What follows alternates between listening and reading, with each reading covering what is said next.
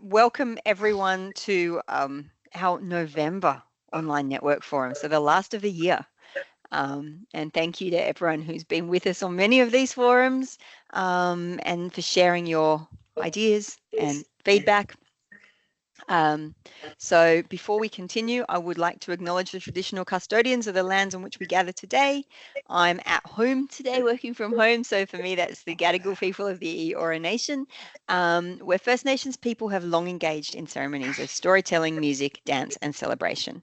I'd like to pay respect to elders past and present and recognise those of the future who carry the memories, traditions, and aspirations of First Nations peoples. I think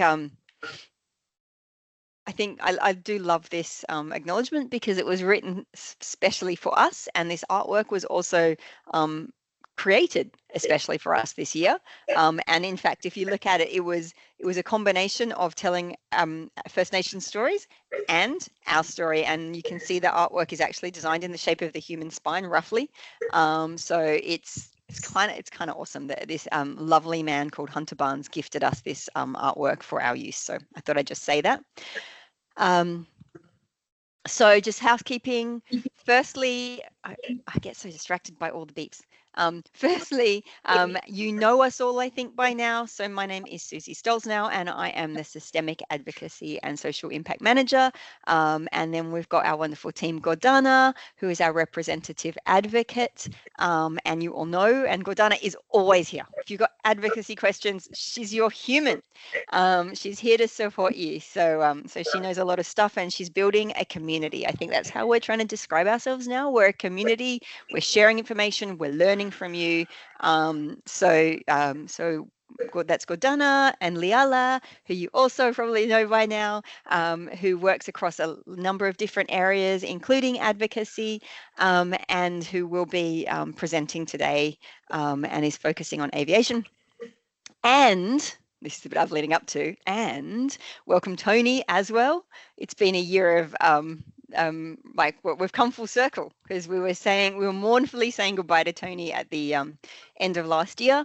And he has come back, as he said, for those who were here earlier, to work on representative advocacy with us. So slightly different role as a disability reform and insights advisor. So, you know, he's going to be our expert, especially on the NDIS, but on lots of other things as well. Already you were an expert, Tony. But yeah, so great to have you back and joining us in our forum today. Really basic housekeeping. If possible, raise your hand if you want to comment. We love communication and questions, so please do. But if everyone talks at one time, that's the easiest way to hear everyone. If you're not on talking, please mute your microphone because it gets really noisy with background noise. And this forum is being recorded. So the transcript function is also being used to record this presentation. So if you do not want your beautiful face on camera, just turn off your camera and you can ask comments in the chat function if you would prefer, or ask questions. So what to expect today? We've got a presentation on the Aviation White Paper. Liala is going to take us through that. I know that flying is such an important issue, and we really want to make sure we understand it, and any areas that still need advocacy, that we raise those issues. Gordana is going to present about the NDIS provider and worker registration task force update, and then I'll let you know what we've been working on as well in the representative space and the systemic space and our current campaigns. So I'm going to hand you over to Liala to do our first presentation. Thank you, Suzie. So first of all, let's share. So welcome to today's session, where we will explore the important reforms and changes in the Australian aviation sector for people with disability. We'll focus on the journey from the release of the Green Paper last year, 2023, to the publication of the Aviation White Paper this year. I am really excited to have Tony with us today because whatever SCIA did in this field was done by Tony. So please, if you have any question, I'm happy to answer them at the end, but I'm sure that Tony can support me even better. So thank you again, Tony, for the amazing work you did, because it will be quite a long journey, you will see. So aviation is crucial for connecting Australian communities and linking the country globally. However, people with disabilities still face, unfortunately, significant challenges in air travel. Globally, between 2018 and 19, more than 27 million travelers with disability took a total of 81 million trips, spending almost $60 billion. The true economic impact is likely to be much higher, if not double, because normally people with disability travel with one or more adults. Between 2016 and 2022, more than 100 disability discrimination complaints against airlines were received by the Australian Human Rights Commission and the Disability Rollout Commission. Come here. Highlighting airlines and airports' failure to meet people with disability needs. Some consultation among different organizations of people with disability found that people with different disabilities experience common barriers to air travel. And these barriers fall essentially broadly into these categories. So booking a flight, check-in process, communication, airport environment and aircraft environment, and transporting equipment and traveling with assistant dogs. And another tricky point is flying to regional and remote areas.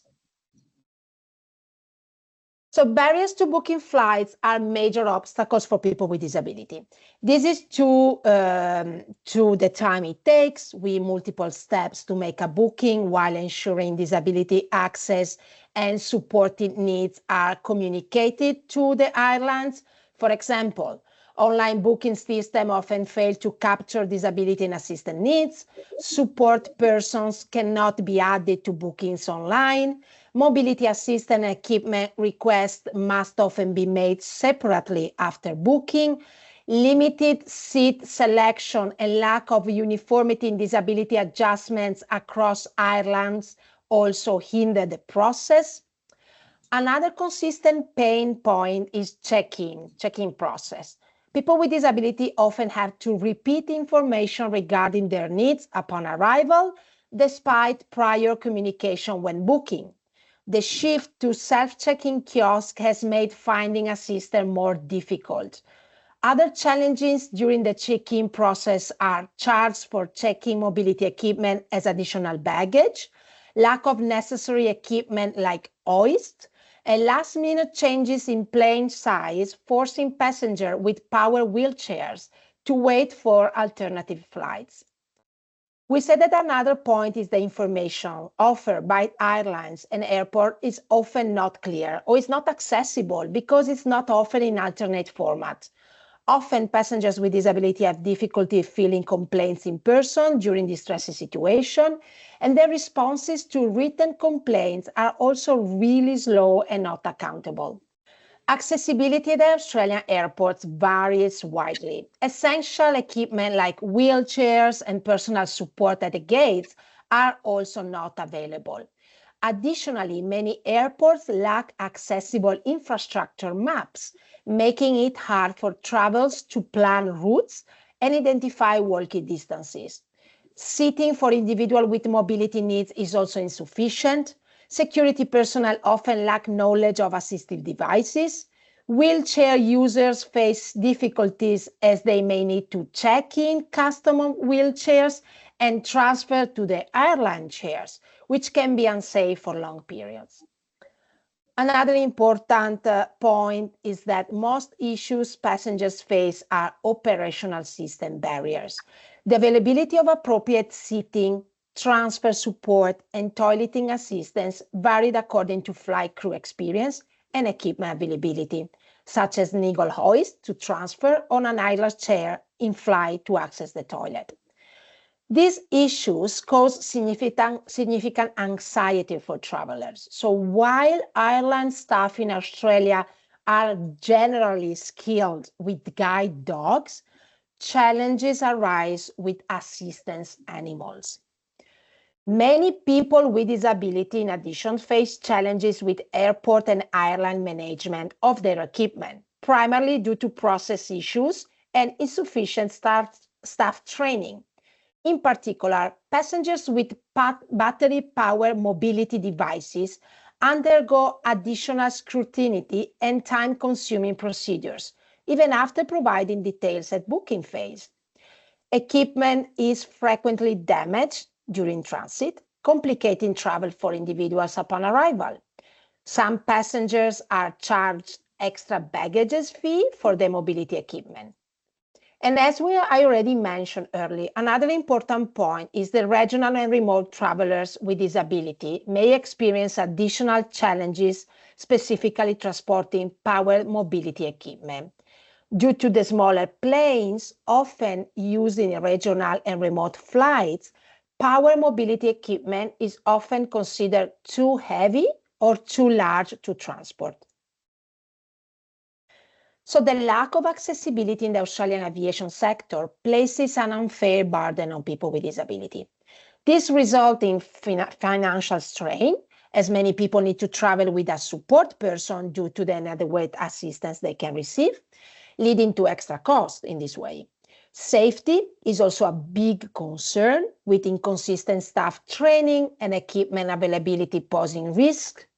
Mobility equipment frequently suffers damage during transport, especially when disassembled for regional travel. And additionally, the complicated process of booking flights and requesting assistance requires time and energy. Complaints about discrimination often get ignored because there are not enough people assigned to help with access issues. And all the points mentioned contribute to a sense of anxiety for people with disability when organizing their flights. And this often leads them to avoid at all traveling by air, particularly in regional areas. So this is a graphic that shows you what happened in the last almost 2 years in the aviation sector. So many things happened in the last couple of years, as you can see, especially from February 2023 until end of August of this year. But how has SCIA contributed to the reforms in the Australian aviation sector? So first of all, SCIA has been a member of the Aviation Access Forum, the AAF, since 2013. The AAF includes members from industry, government agencies, and the disability sector, with support from the Department of Infrastructure and Regional Development. The role of this body is to serve as a consultation forum for the government, disability community, and aviation operators on access issues.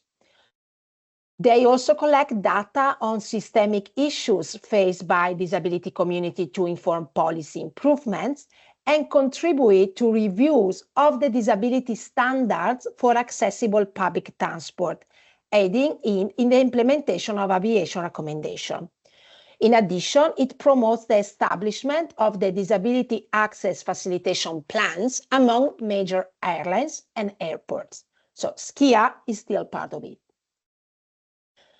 Over the end of 2022 and the first 2 months of 2023, SCIA conducted a survey among its members to get a better understanding from our members of wheelchair user experiences in using air travel in Australia.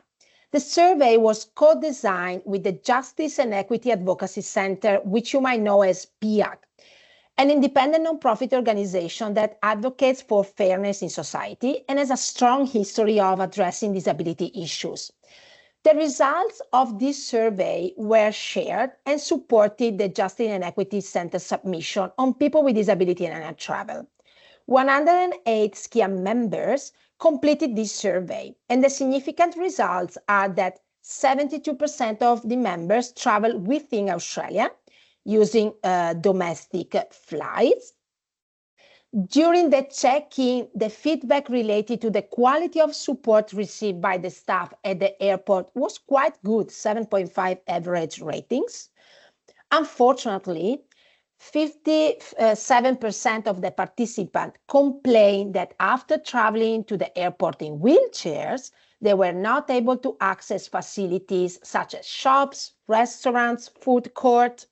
Regarding the mobility equipment, almost 82% of participants reported no damage or major issues.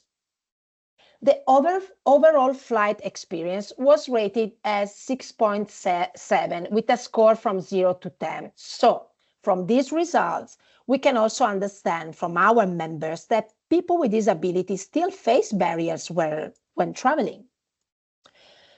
In September 2023, the Australian government released the Aviation Green Paper, which is a wide-ranging consultation paper through which the government was seeking feedback on issues affecting the aviation industry. Responses to the Green Paper aim to inform the drafting of the Aviation White Paper, which sets out the government's long-term policy to 2050.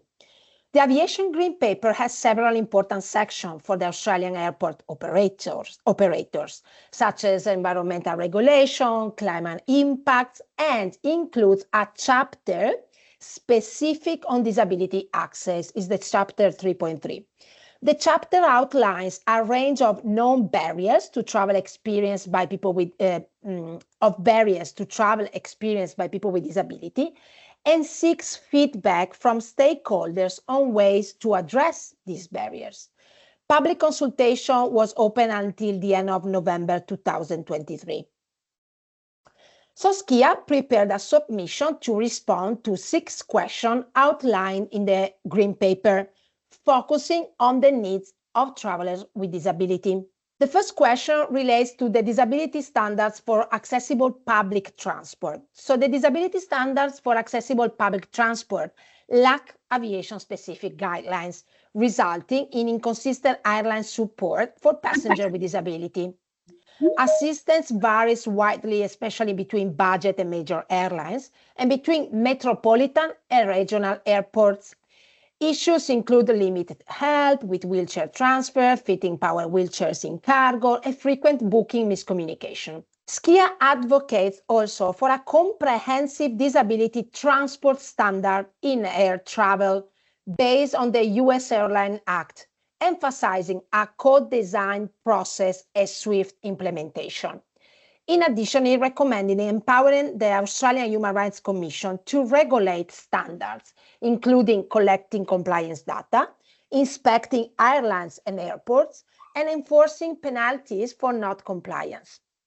Regarding the third question on which improvements can be made to the aviation that is outside the scope of the disability standards for accessible public transport, SCIA proposes enhanced disability awareness training for staff that works in airports and also in airlines to address knowledge gaps and ensure consistent support. Collaboration with disability advocates to create a code of conduct and improvements to online booking for an easier assistance requests are also suggested by our organization. SCIA notes that regional air travel challenges people with disability due to limited resources and an inadequate infrastructure. Smaller airports often lack modern facilities, relying on portable lifts for boarding, require travelers to research supported services, and have concerns about staff training. Disability access facilitation plans vary by airline, causing confusion for passengers with disability. Inconsistent policies may not match website information, making it hard to know what assistance to expect, especially when flying with multiple carriers. So SCIA urges airlines to communicate their support policies in a clear way. The last question concerns the Aviation Access Forum, of which SCIA is a member. SCIA suggested revising the AAF terms of reference to include stronger obligation and regular reports to the government. SCIA believes the forum could be more effective by meeting more often during the year and addressing in this way systemic issues. SCIA along with other organizations of people with disability, participates in a long-term campaign led by the Justice and Equity Center, the PIAC. This submission addressed questions from the government Green Paper on disability access and consumer rights, and it also included recommendations for the White Paper. The main goals were to create an inclusive aviation sector that supports safe, dignified travel for people with disability, align with the Convention on the Rights of People with Disability, and follow Australia Disability Strategy 2021-31 guiding principles. In addition, incorporate findings from the Royal Commission and use technology to enhance the experience for wheelchair users and ensure staff training meets these needs. The Justice and Equity Center recommends revising consumer protection policies to better safeguard the rights of people with disability, potentially through a passenger bill of rights or a strengthened ombudsman.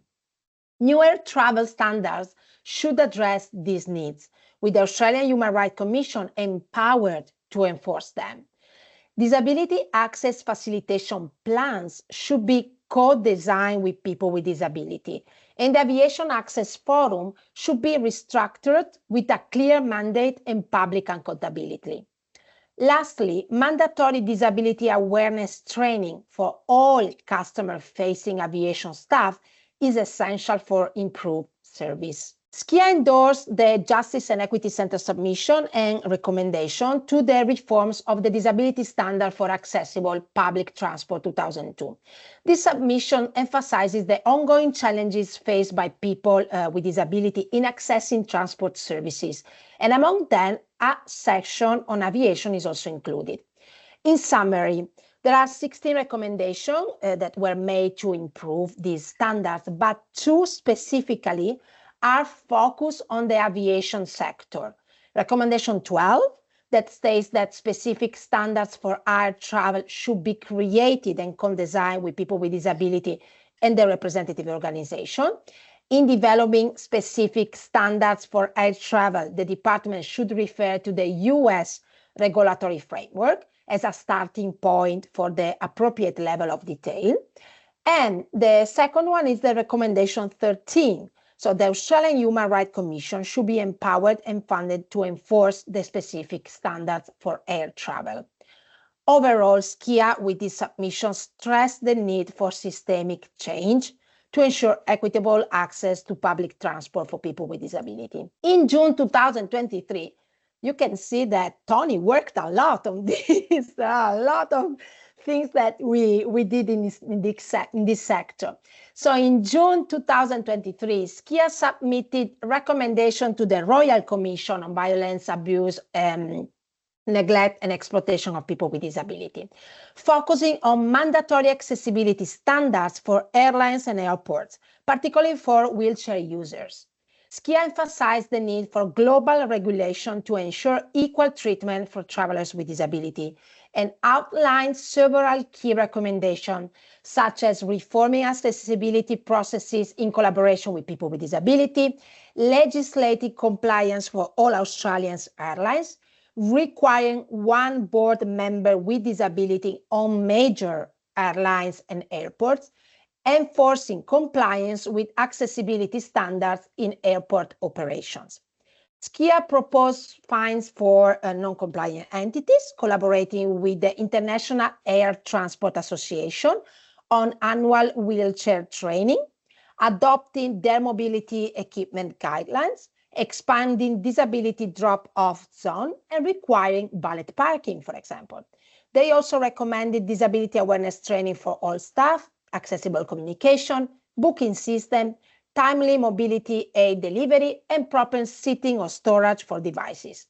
These measures aim to improve accessibility and inclusivity for travelers with disability. So Australia has implemented frameworks to improve accessibility for travelers with disability, including the Disability Strategy, the Disability Discrimination Act. These frameworks focus on preventing discrimination in transport, including aviation. The transport standard establish minimum requirements for public transport services and are reviewed every 5 years, with the most recent update in December 2022. However, challenges persist, as noted by the Disability Royal Commission. So, the solutions should be found in the Aviation White Paper that it was released this year on August 26, so recently, which proposed 56 big changes, including 11 initiatives focusing on disability, so for disability access, with a commitment to creating aviation-specific standards. This follows consultation with 2,000 submissions. So the government also encourages airports and airlines to develop disability access facilitation plans.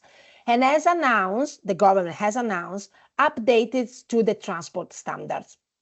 A new advisory platform for public transport accessibility is also under consideration, potentially linked to the Aviation Access Forum.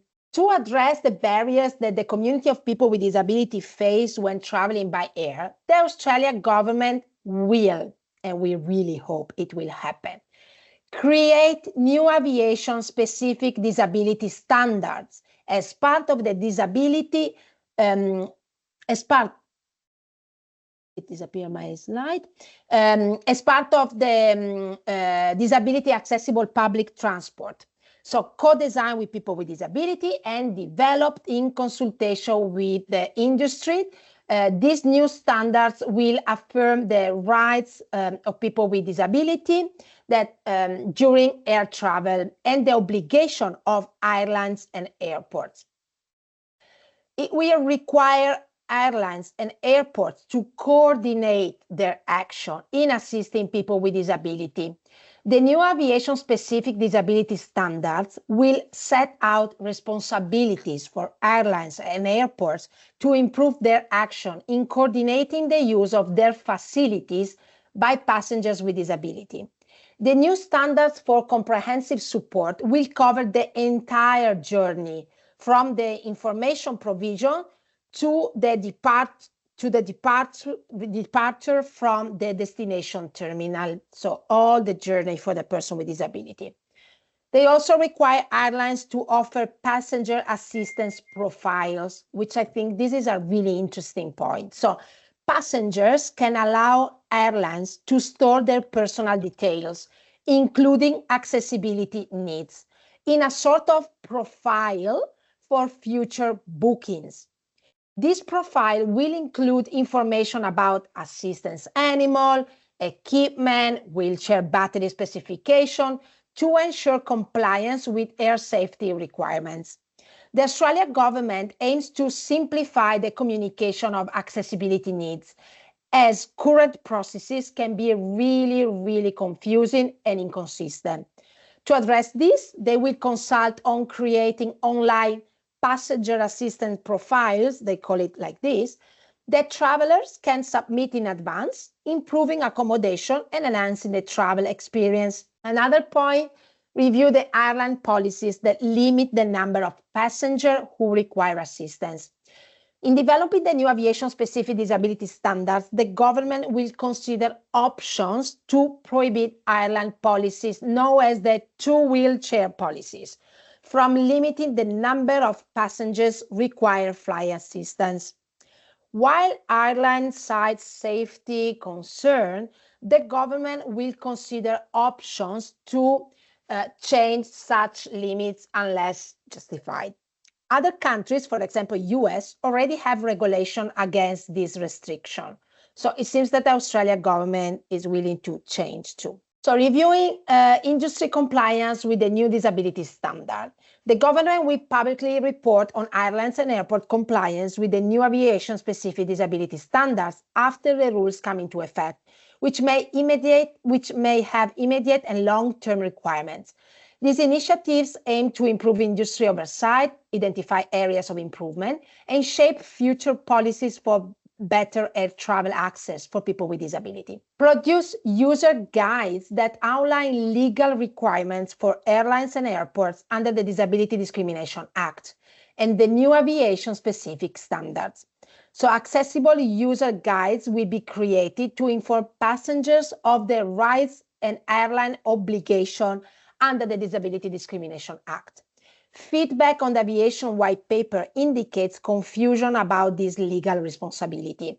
So the government will develop these guides in collaboration with stakeholders, making them available on the department's website to help passengers understand their rights and airline policies. Improve compensation for damage to wheelchairs and other mobility devices. So compensation for passengers whose mobility devices like wheelchairs are damaged or lost by domestic airlines will be increased. Damage or loss of air travel poses significant challenges for people with disability, leading to high repair or replacement costs. Currently, the liability cap for domestic airlines is only $3,000, which for sure is not adequate for example, customized wheelchairs.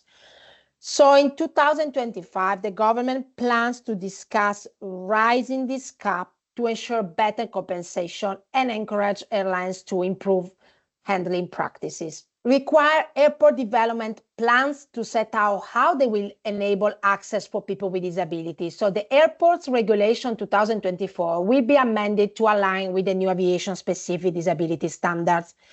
The Minister for Infrastructure has informed airport operators that compliance with these standards will be a factor in approving new development proposals. Leased federal airports must include disability access plans in their submission. The updated regulations will require that master plans address disability access and consider community input. Implement broader reforms to the disability standard for accessible public transport. These changes will introduce requirements for staff training and require improvements to providing service information in accessible formats. They also want to establish an oversight scheme for the aviation industry. So to investigate customer complaints about airlines and airports, ensuring they provide remedies. This scheme would recommend action to the government and refer systemic issues to the Australian Competition and Consumer Commission. The government is considering an aviation industry omnibus scheme to address non-compliance with aviation standards, particularly regarding customer service with individuals with disability. Advocates seek a system to improve compliance, and the proposed omnibus scheme would manage compliance while working with the Australian Human Rights Commission on disability discrimination.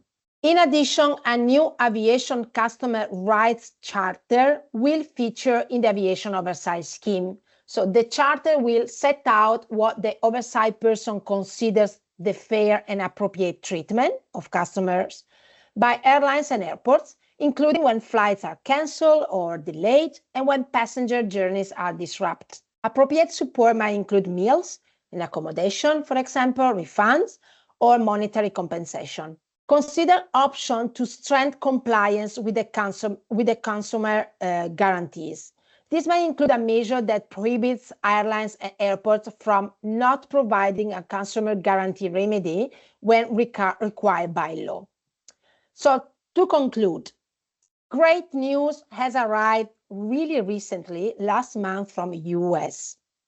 In October, the Federal Aviation Administration announced upcoming wheelchair spaces in aircraft cabins, with safety approvals anticipated by 2025. They are testing wheelchair tie-down system to meet safety standards and expect to recommend approval by the end of next year. Once approved, airlines can modify cabin layouts for wheelchair users, enhancing their flying experience. The US Department of Transport may also start remaking them, potentially making this accommodation mandatory. However, passing regulation can take time, and meaningful changes might not occur until the year after, so 2026. Disability Discrimination Commissioner Rosemary Case say the Aviation White Paper, so we are coming back to Australia, is a good start to reforming an industry which has for generations discriminated against people with disability. However, if they are insufficient, a national inquiry led by the Australian Human Rights Commission will be the only way forward to find a solution to the failures in this sector for people with disability. So let's see if these major changes will happen to improve the travel experience for people with disability. We really hope so. And also for the carriers, ensuring in this way their rights. I think that I finished this quite long journey. So if anyone has any question, I'm also happy to leave the word to Tony if Tony wants to add anything.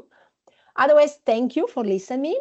I hope that I was able to give you a sort of short journey on what happened in the last few years. So any question or any thoughts? Trevor. Okay. I sort of a bit of a disclosure here. I used to write aviation regulation at the Civil Aviation Safety Authority. So, so I've got a little bit of a insight into aviation. I imagine the aviation paper tends to worry me because aviation is anything from hot air balloons to your local helicopter charter or organisation to obviously air transport. I think it's more of an air transport paper rather than an aviation paper. I noticed during your presentation there was no mention of ICAO, which is the International Civil Aviation Organisation. Is that you mentioned other that ICAO is the UN of aviation, and it's their duty, I suppose, to ensure harmonisation of aviation standards throughout Australia.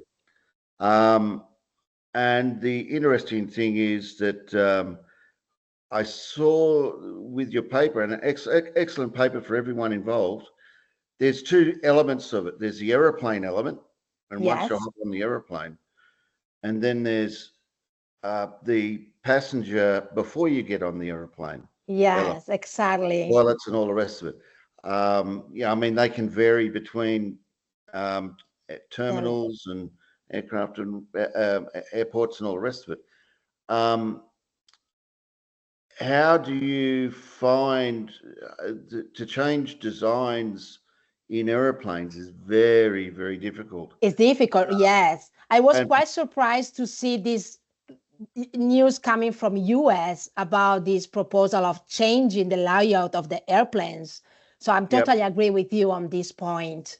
Australia and also access into the planes as well. Yeah, Australia has a European, not a US regulatory framework for aviation. EASA, which is the European Union mentioned.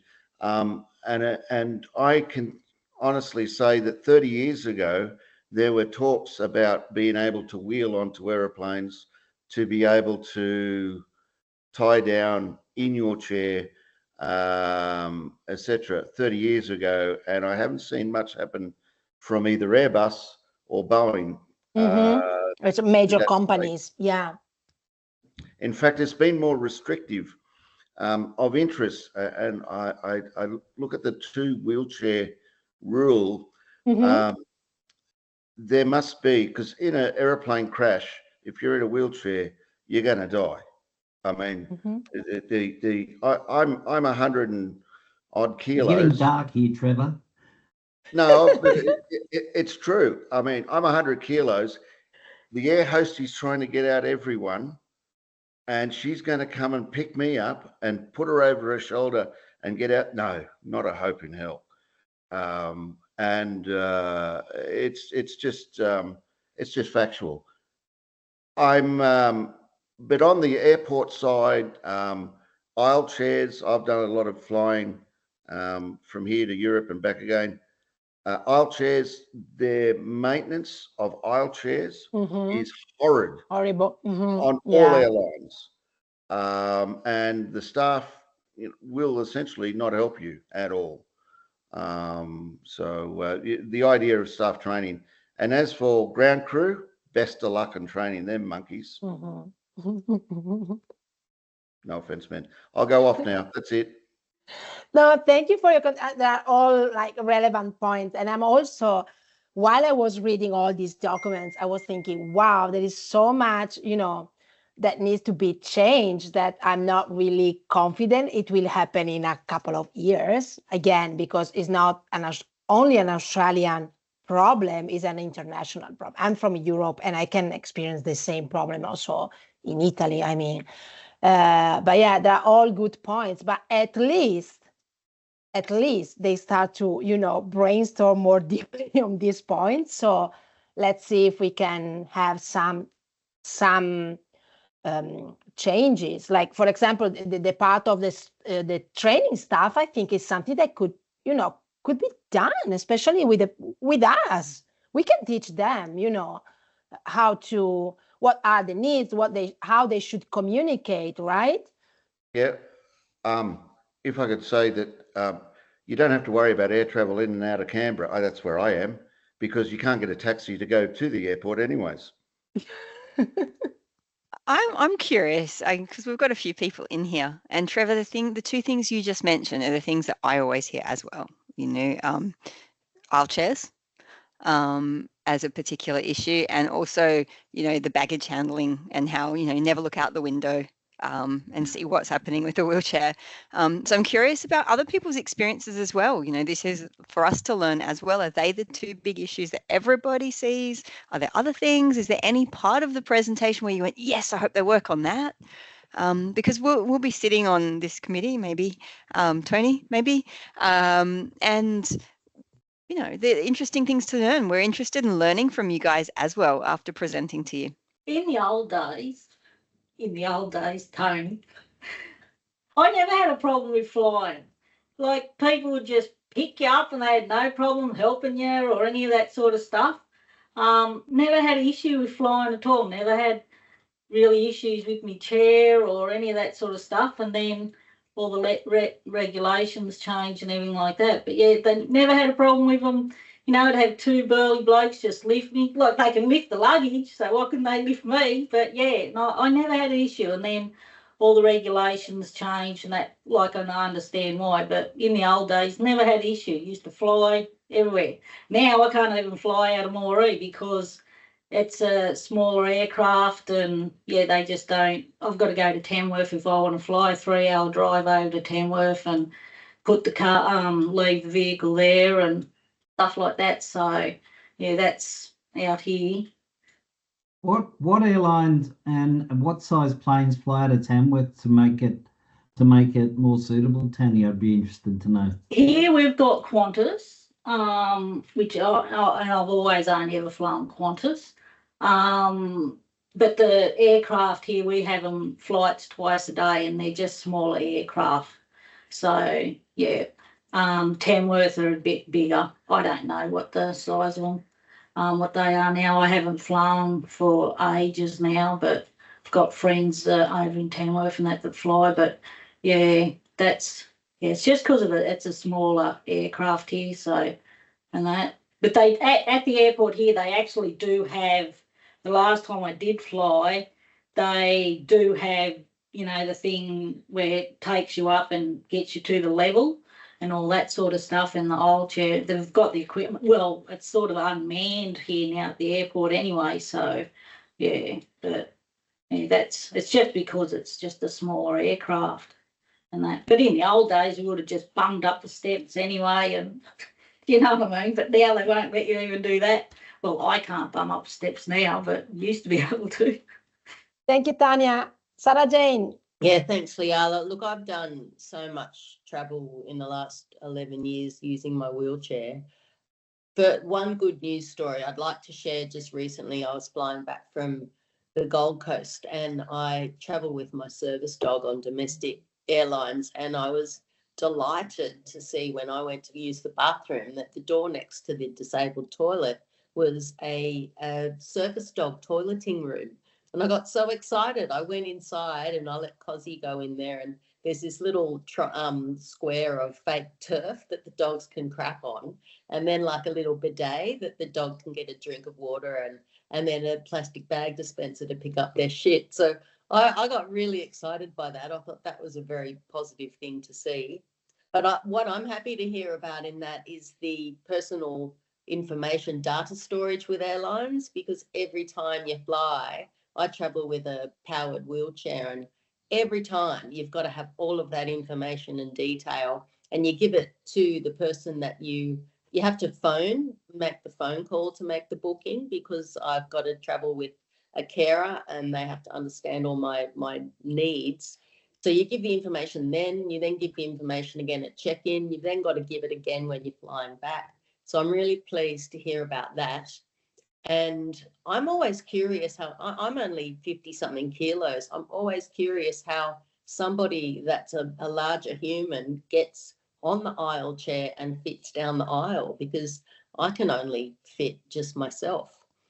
My experience with assistance has usually been really positive. I've not had anybody deny assistance. I am slight, so it's not a big deal. I usually get a support worker and an airline assistant to pick me up between the two of them and plonk me onto the aisle chair to get into the plane. But yeah, the idea of the big powered wheelchair, they have to disconnect it. Coming back from Malaysia in July, one of the issues was they didn't know how to get my chair back to pick up at the luggage, because they needed to get it up a big long ramp and it was too heavy to push. So just that anxiety every time you arrive at your destination around, is my chair going to be there, and is it still going to all be in its working order, is something that if I could roll into a airplane and get locked down in my tie downs, that would be just a dream come true. I'd travel so much more, I think. But yeah, otherwise that all sounds really positive and quite promising. One thing I do know, I think it's Virgin and Qantas, they offer carer half price tickets, and it would be really great to see that, because I have to travel with a carer whenever I go anywhere for a holiday, and I've got to pay for 2 tickets, like double the price of everything. So I know Qantas and Virgin are the 2 that you can do that, but it's got to be done by a phone call. It's not something you can do online. And it's only at the premium price too. This is like true. Any of the discount flights, they won't do that. Yeah, this is really true. So that would be something that I think, like the companion card that we all use, something like that for airlines would be really, really beneficial to those of us that, we get the disability tax on all of the products that we have to use, and our existence is expensive. So the financial burden would be really great if they could make that something that was mandated also. And also because if they are not able to provide adequate assistance for you, it's obviously you need to fly with a, with a carer. So yeah, but I really think if that mandated training would be so fantastic, and they would be crazy not to utilize us to help run some of that. Thank you, SJ. I see Chris. Thanks, Liala. So great presentation. I was just blown away about the financial cost that people spend to utilize that service.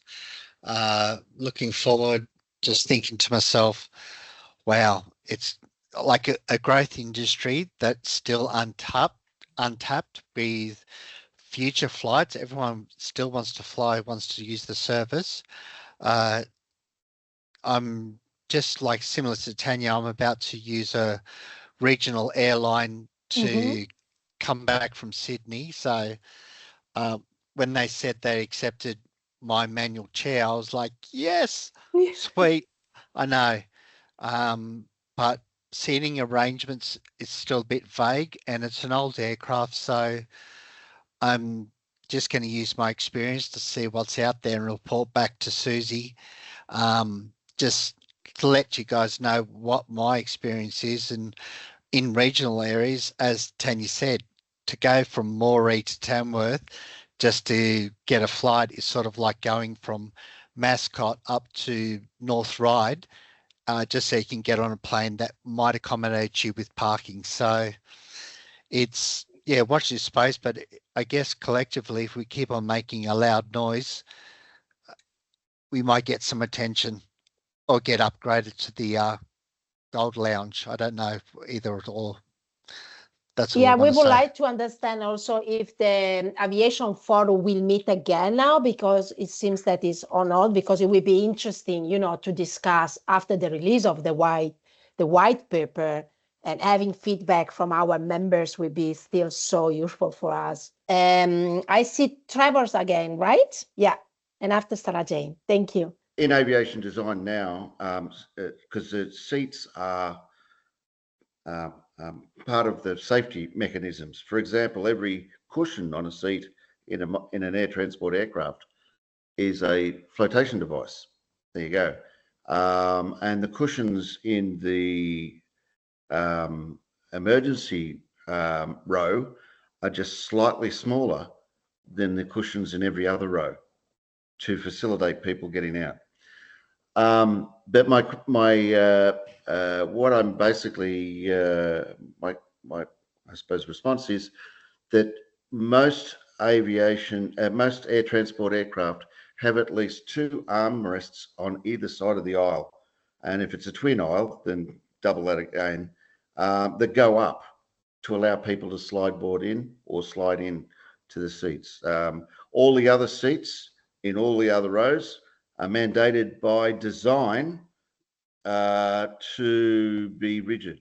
I don't know whether that makes any difference to anyone, but yeah, they're mandated by design, by a KO design, to be rigid.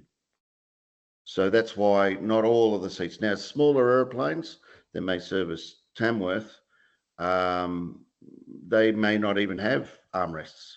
And even if they do, they may all go up, but they're made to a different standard to the big ones. So anything that's got a big turbine engine either side, 1 or 2 or 3 either side, or 4 either side of the wing, they're designed to a particular standard. So yeah, if you want to know why you constantly may get the same seat all the time, that's because all the other armrests are mandated to be down. So there you go. Wow, And thank you. Yeah, when thank you they for the information. designed the A380, that shows you how much design is a little bit nebulous. The A380 with 800 passengers was designed to evacuate all passengers in the space of 43 seconds.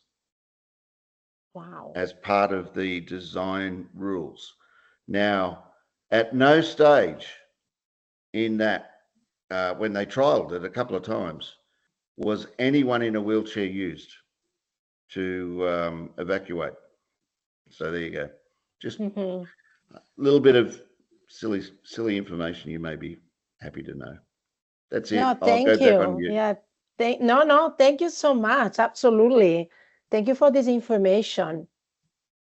And let's keep this topic active, because maybe, as I was telling you, and maybe Susie, you can add something. We can still give some feedbacks after the release of this paper, because I think, again, it's a quite important topic, especially in Australia, where your distances are so immense that you need to fly often. So yeah, let's keep this topic active in our groups.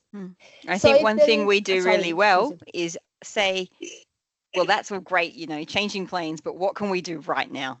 And so that's why your feedback's really important. Like, you know, there's a couple of things you guys mentioned that we could do right now to make a big impact. So I think we can take that to the forum when it relaunches, because we'll definitely be invited. We'll have always been there before. So thank you for sharing your feedback, and please do share when you have good and bad experiences, because the more we collect, the more power our voice is, right? Sorry, Liala. No, if there is no any other question or thoughts, I don't even know if you are still seeing my black slide, they change colors. So we have a coffee time, a break time, 10 minutes. Enjoy your coffee. Afterwards, Gordana will, oh, no? So just before you go, there's just something in my mind yeah. that I also Yeah. wanted to add. And it was around, does this encompass, like, the airlines can be accountable with this white paper, but how does that then affect the airports? This conversation about, you know, I tend to do a lot of this stuff on the ground where we're looking at car parks and public toilets and that, but then what about the venue that we're going to? Because that can be a real concern in some of the big international airports where you are flying international but then need transferring to a domestic terminal. And it might be on a bus. And I've been in the situation or the train, right? Yeah, Sometimes, fortunately, I had a big carer that was able to lift me and get me up into the bus. Wow. So that's also a bit of an issue. And just, yeah, off the back of what Trevor was just saying, the idea of having to get lifted up over the armrest has been a bit of an issue. So those are some things that really would be important to consider as well. Thank you, Sajay. All good points. I think we have something in mind, right, for the future, Suzie, on airports, but it's such like a big, big area that we still need to understand better how to move in that space. But for sure, I mean, airports, they are obliged as part of these standards as well. Yes. So it is the general infrastructure. and having the I mean, they're plans good too, points. the Yeah. accessibility plans now. Yeah. Great. So I will leave you with your coffee. When we come back, we are going to discuss, Gordana will discuss the NDIS service provider and the worker task force. Just before we kick off, one thing that came to mind too, the design in the plane. If I'm in a plane by myself, the call button to press the nurse, not the nurse, the flight attendant, they're out of reach. So things like that, you know, just getting the table down, all those sorts of things are really important to be considered. Yeah, I agree, because I have to kind of lift myself up to reach those buttons as well. Yeah, and the aisle chairs are absolutely atrocious. I had a friend who used to fly to Sydney at every meeting, and every time he got down there, his electric wheelchair was broken. You can see how it happens when you see the baggage handlers out the window. Yeah. Okay, so I'm here to talk to you about the NDIS Provider and Worker Task Force to provide a quick update. So the government formed the NDIS Provider and Worker Task Force to get expert advice on the design and setting of the new regulatory system model for the NDIS providers and workers. This happened because of the NDIS review. In recommendation 17, it stated that there should be a graduated risk proportionate model for the new regulatory system.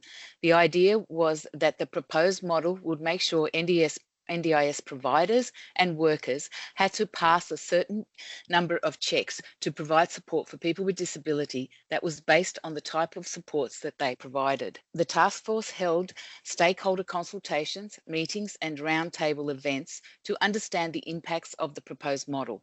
SCIA wrote a submission on behalf of our members and contributed to the Disability Advocacy Network Australia submission to the task force. At the end of July 2024, the task force made its recommendations on the design and implementation of the new system. They made 11 recommendations and 10 implementation actions covering provider and worker registration, worker screening, and how the new model should be implemented. We'll now go through the types of registrations that they recommended. So remember a while ago, probably in February, we did this and we actually talked about the registration. Well, this is what's come out of the task force. So there's actually an additional one that's actually in that list. So the first one is advanced registration for providers who offer high-risk supports and services in high-risk settings. This includes daily living supports in closed settings like group homes, supported independent living and so on. Under this regulation, they recommended that they should be registered immediately due to the greater risk. Now, general registration. So this would be the category that would affect most of you guys. And it it's also for providers who offer that medium risk supports like high intensity daily personal care activities, supports that need extra skills such as complex bowel care, injections, and support where there's a lot of one-to-one contact with people with disability. Now, this is a new category. This is called the self-directed support registration. This is a new category being recommended to separate it from the service providers in order to protect participant choice and control. This category is for NDIS participants, their guardians, or legal representatives who contract all of their supports directly or where participants directly employ their own staff using NDIS funding. The task force further recommended consultation and co-design with people with disability and their representatives to determine the best way to achieve the recommendation on the registered process for self-directed supports. The next one is basic registration. This is for providers who offer low-risk supports, for example, sole traders, or supports where social and community participation involves limited one-to-one contact with people with disability. And the fifth category is where there's no registration. So this is for goods bought from mainstream retailers like Coles, Aldi, your local chemist, that type of thing. There will be a need to show proof of purchase, so basically a receipt to provide a validity to the NDIS. The other recommendations that they included were that platform providers be regulated, and that they are actually some of the first groups that are actually going through the registration process. A worker registration scheme for all workers, and that the NDIS go to a fully electronic payment system. To make sure registration achieves quality and safety, implementation actions also included expanding the core functions of the NDIS Commission, having new legislation framework for provider and worker registration, developing a stronger complaint system, and improving monitoring and compliance. And to support and grow the quality and innovation within the NDIS, the task force also recommended an innovative community of practice and the establishment of working groups led by the Commission. So in the next section, so this section is about self-directed support. So this is for our participants who are actually, directing their own supports. So the task force recommended that unregistered providers who support participants who self-direct will not be required to register. Participants who are registered as having self-directed supports will not be required to use only registered providers unless you live in a group home or you fall under that advanced category status that we talked about previously. Participants under the one self-directed support registration category will be required to have regular check-ins with the NDIS Quality and Safeguards Commission. But what we don't know at this point is what that will entail. So that's where the consultation process will continue. Services for self-directed supports will be subject to review and auditing. Once again, we don't really know what that's going to look like at this stage. Participants on one directed supports will have to register under their new self-directed registration category. What this also looks like is yet to be determined. However, they did promise a co-design to achieve this outcome as well. And there is also a recommendation around investing in peer support and capacity building programs for people on self-directed supports to help them engage with the NDIS regulatory framework. For your information, if you go to the chat, the first item that I put in the chat is also a link to the NDIS fact sheet. So it takes you directly to the NDIS website, which will explain what I just talked about just then. Okay, so I'm on the last stretch here. So I'm going to tell you what the latest news is in this category. On the 16th of September, the Honourable Bill Shorten announced the registration of all platform providers, support coordinators and SIL providers as a priority. He added that this will take some time to implement as it needs to be well planned and be done in consultation with NDIS participants and their representatives, and when the NDIS rules have been agreed upon. We know that the new rules include a period of transition to the new mandatory registration arrangements. The NDIS Commission is also undertaking a review of NDIS rules in consultation with people with disability, NDIS providers, and state and territory governments. They also announced that consultations for participants who self-direct their supports, including the definition of what self-directed supports are for the purpose of registration, will commence shortly. This will include online surveys and submissions being requested in January 2025, with consultation outcomes and next steps being shared in mid-2025. In addition to this, the NDIS Commission is developing a prioritisation model around complaints and reportable incidents that will be used to ensure that all matters are assessed, prioritised, and that appropriate regulatory action is taken. This comes off the back of increasing number of complaints and reportable incidents lodged with the Commission every year. To manage some of these reforms, an additional 320 staff have already been employed within the Commission. So yeah, so that's it for me. But before I finish, I also want to acknowledge and thank Mark Tonga for sending me the latest updates on the NDIS community engagement from the National Operations Team on the reforms, because that's really helped me pull some of this stuff together on a regular basis. So just wanted to just spend a little bit of time acknowledging him. Okay, so any questions? I remember going over to a disability conference in New Zealand, and they were trying to do registration of disability support providers and carers or staff, however you want to call them. Problem was that one of the things that stopped a lot of culturally, they'd like to have support members that are within their family group. A lot of them had were felons. They had criminal a criminal history, and so they were prevented from being a support worker. Now, I'm thinking of this also in Australia, in particularly rural and remote areas. How does this registration work for those areas which may have very similar problems? Good point. I can tell you, I worked in the area where they did these checks, and some criminal activity is actually passed through depending on the type of support that the person is actually providing and to whom.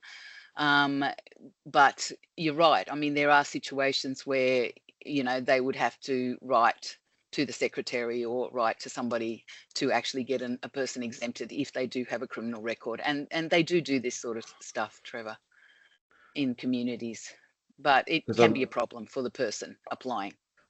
I'm thinking also of people of non-English speaking background that may be not necessarily out in the boonies, but they're in the city, and they really hang around their own cohort of their cultural cohort. So it's not just a rural, remote area issue, but a metropolitan issue as well. Thank you for that. Yeah.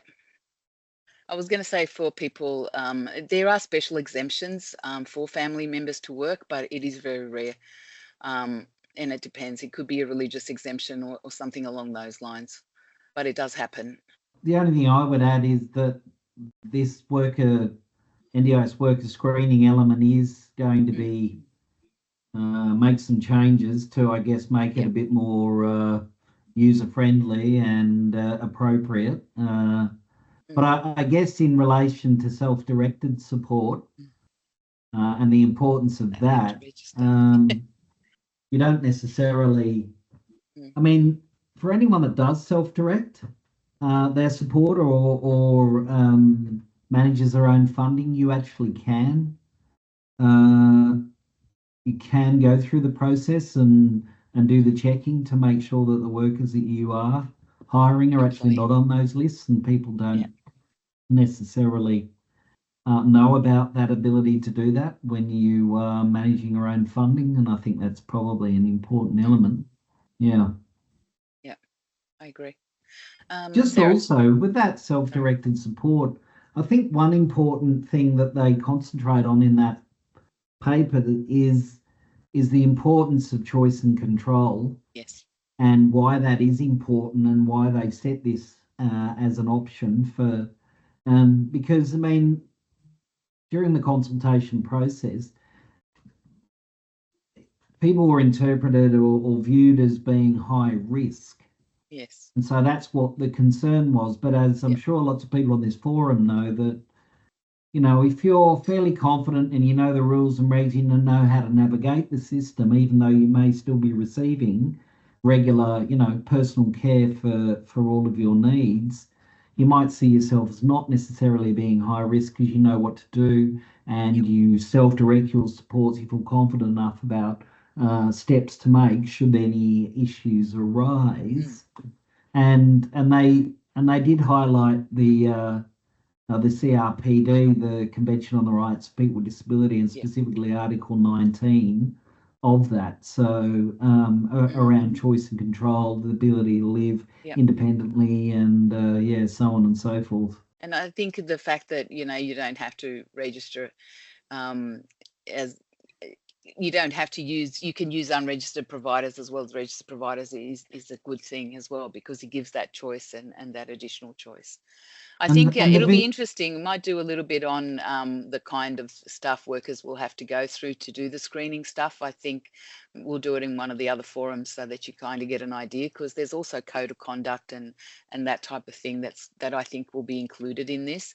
But it'll be interesting to see what comes out of the consultation as well, because I don't think any of this is that clear at this point. Just quickly, Gordana, you mentioned a link that you posted in the chat. I'm unable to see that link. Okay. I might take over while Gordana's finding the link. Yes. For the last part, in the interest of time, and also saying we will share with you when those consultations open, because we did speak out quite strongly about the importance of self-registration, self-directed support registration, and it was something that after our service provider survey on our which you can see on the website and the advocacy page, and the results of that show that people really value that. So we will give you all the information when the consultations come out as well. Oops, where's my stuff? I have reposted it. So if you want to double check, Sarah, okay, great. Yeah, cool. It's there. All right. So I specialize in speaking quickly, thank goodness, because we've only got 3 minutes.